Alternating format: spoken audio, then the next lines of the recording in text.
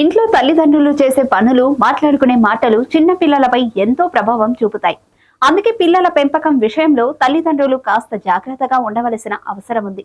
మాయమైపోతున్నాడమ్మా మనిషన్నవాడు, మచ్చుకైనా లేడు చూడు మానవత్వం ఉన్నవాడు అనే ఓ పాటకు సరిగ్గా సరిపోయేలా 4వ తరగతి చిన్నారి తనకు వచ్చిన ప్రశ్నకు రాసిన జవాబును చూస్తే అర్థమవుతుంది.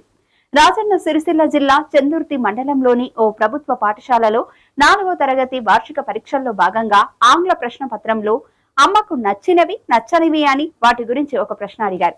దీనికి సదరు చిన్నారి అమ్మకు నచ్చనిది నాన్నమ్మ తాతయ్య అని ఆంగ్లంలో రాయటంతో పేపర్ దిద్దిన ఉపాధ్యాయుడు సైతం ఆశ్చర్యానికి లోను కావాల్సి వచ్చింది.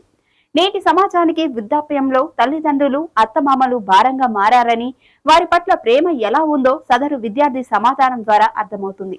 మానవ సంబంధాలు బంధాలు తెగిపోయాయని తెలిపేందుకు ఈ సమాధానం ఒక చక్కని ఉదాహరణ అని సదరు ఉపాధ్యాయుడు పేర్కొన్నారు.